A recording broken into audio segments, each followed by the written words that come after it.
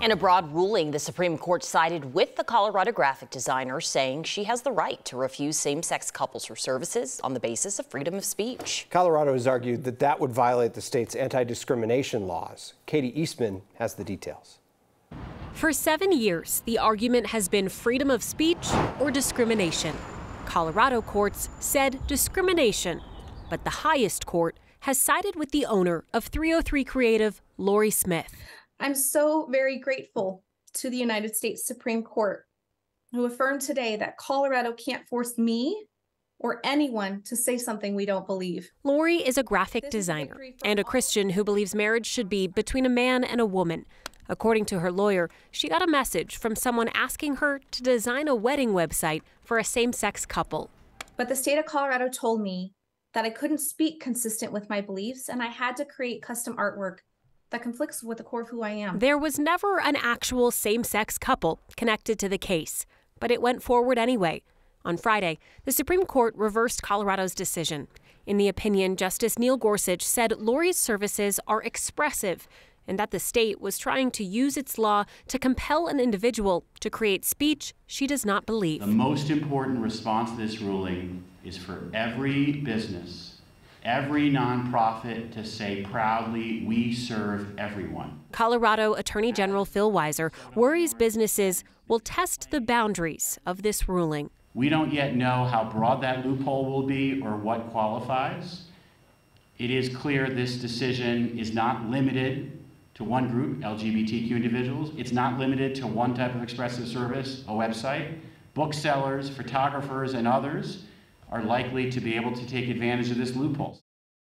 The Alliance for Defending Freedom also represents the Masterpiece Cake Shop here in Colorado, and they say this ruling creates a precedent for that case. The owner recently lost an appeal over his rejection of making a birthday cake for someone celebrating a gender transition. The ADF lawyer believes under this new ruling, that cake would be considered expressive content.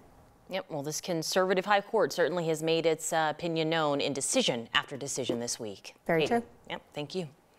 The other major Supreme Court decision today struck down President Biden's student loan forgiveness plan. The court ruled in a 6-3 decision that the Biden administration needs the approval of Congress before undertaking such a program. Up to 43 million borrowers are now on the hook for repayments that are supposed to resume by late summer. White House said while they disagreed with the court's ruling, they had prepared other avenues in the event that this happened. We will have more on the president's next course of action coming up later in the hour.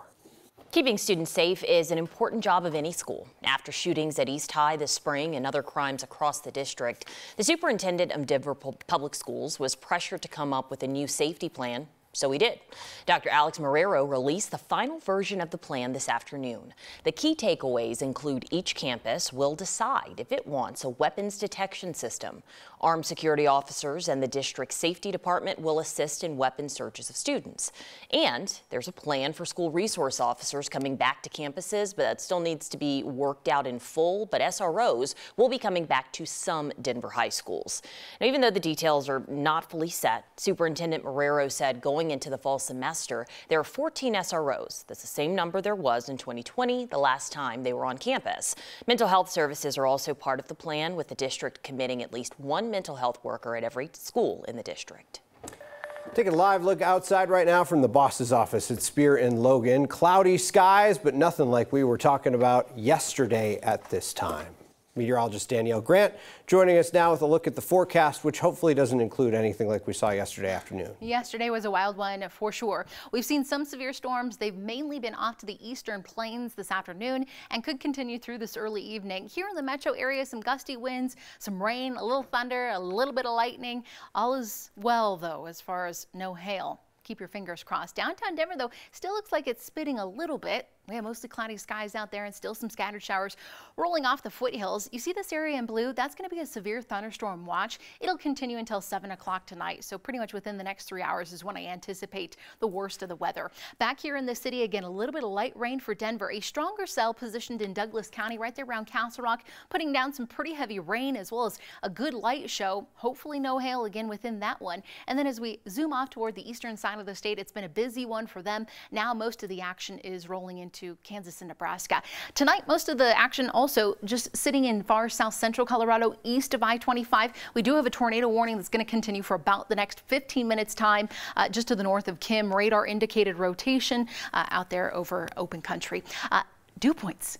50s, 60s, yet again. We still have so much moisture in the atmosphere, so these storms still potentially will have the momentum as they get ready to go off to the eastern side of the state and could still put down some quarter to larger size hail. Temperatures 60s, 70s for the metro area. We're still at 80 in Lamar, but 50s and 60s up in the mountains. Cool front raced through, and that helped to drop off our temperatures just a bit. By about 9 o'clock, everything is out of the metro area, and early tomorrow morning, you're waking up to plenty of sunshine, and that really is going to be the name of the game as we look ahead toward the 4th of July forecast and the weekend, you guys.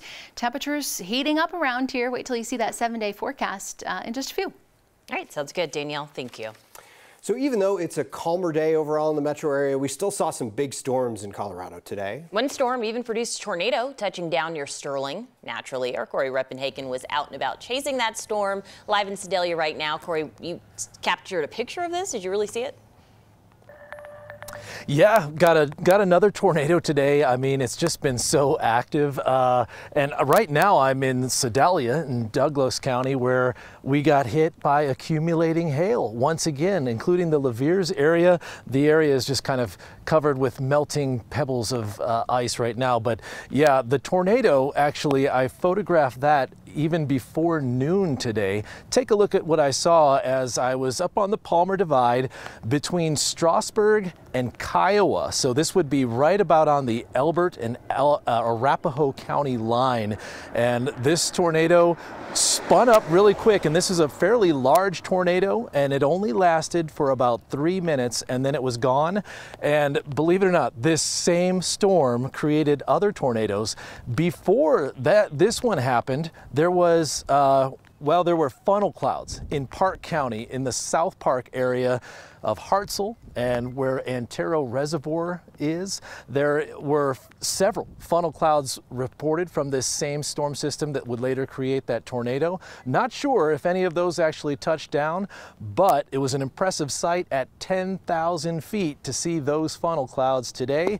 And now, this same storm that hit the Park County and then the Palmer Divide actually put down another tornado, a third tornado out along I-70 near the Vona area. So boom, boom, boom, that storm system hit 3 spots there. And as we go into the evening here, there's plenty of still to watch, but in the Denver metro area, at least I'm seeing just much lighter rain than we've been accustomed to seeing over the last few days, guys.